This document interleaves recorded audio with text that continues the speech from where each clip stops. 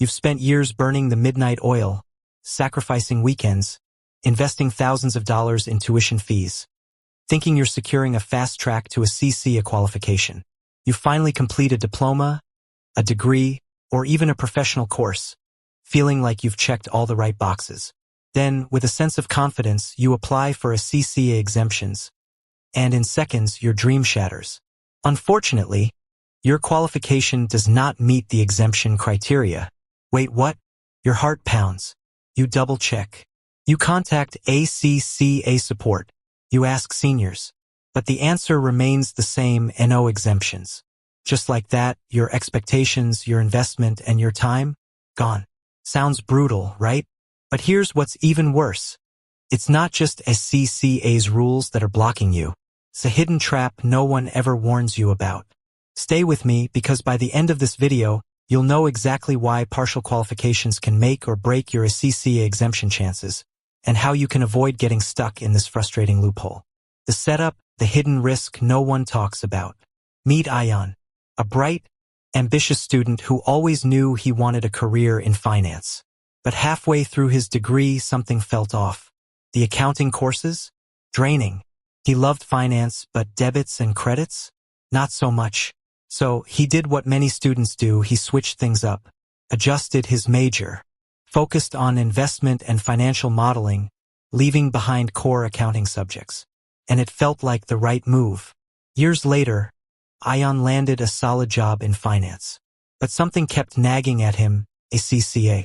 He wanted that global qualification, that credibility, that competitive edge. And here's the best part. His university was listed on ACCA Exemption database. So he thought, great, my finance degree should give me some exemptions. I mean, I've studied core financial principles, right? With excitement, he submitted his documents. And then, unfortunately, your qualification does not meet the exemption criteria. Ayan's stomach dropped. How? Why? He had a finance degree. He studied numbers, analysis, risk, and even taxation. But ACCA? They didn't care. Now, here's the part most people get wrong. The half-truth. The mistake that costs students thousands. Here's where most people go wrong. They believe that any finance or accounting-related degree automatically guarantees ACCA exemptions. Wrong. Just because you've studied financial management, corporate finance, or even taxation doesn't mean ACCA will hand you exemptions. And this is where so many students get trapped. You see, ACCA doesn't just look at your degree title.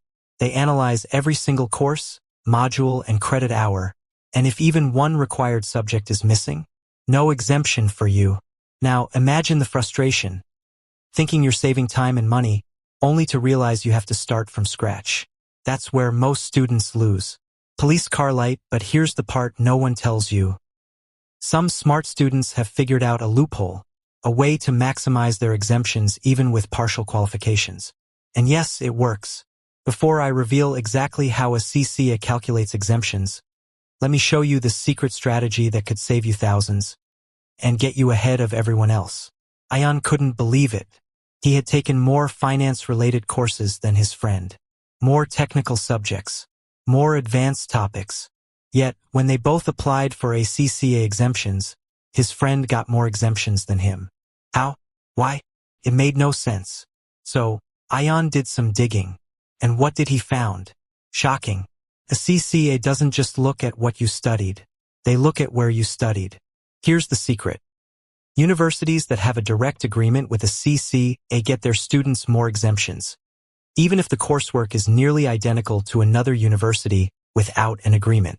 Yes, two students with the same degree but from different universities can have completely different exemption results. Now think about it. You could have taken the right courses, put in the same effort, paid the same tuition fees, yet still get rejected. So, does this mean you're stuck if your university isn't on the ACCA exemption list? Not necessarily. There's another way. The secret strategy: how to maximize your ACCA exemptions without wasting time and money. Ayan was frustrated, but he wasn't ready to give up. If his friend got exemptions with fewer finance courses, there had to be a way for him to fix this. So he started digging deeper, reading ACCA policies, talking to exemption officers, and connecting with students who successfully navigated the system. And that's when he found the loophole, a step-by-step strategy that can increase your ACCA exemptions even if your university isn't on the exemption list. Lightbulb, most students don't know this, but you don't have to accept ACCA first response as the final decision. You can actually increase your exemptions if you know how the system works. Here's how you can do it too. Step 1.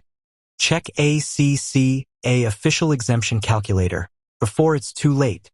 Most students only check their exemption eligibility after they complete their degree. Big mistake.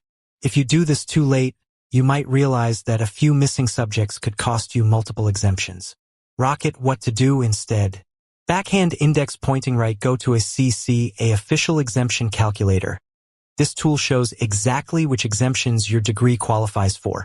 Don't assume, verify. Backhand index pointing right, check early. If you're still in university, you can adjust your course selection to maximize your exemptions before it's too late. White heavy checkmark pro tip. If your university isn't listed, it doesn't mean you're completely out of options. There's another way. Step 2. Use transfer credits to get more exemptions.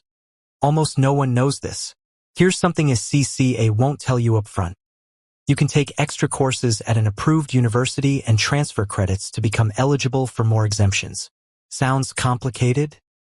It's not. Imagine this.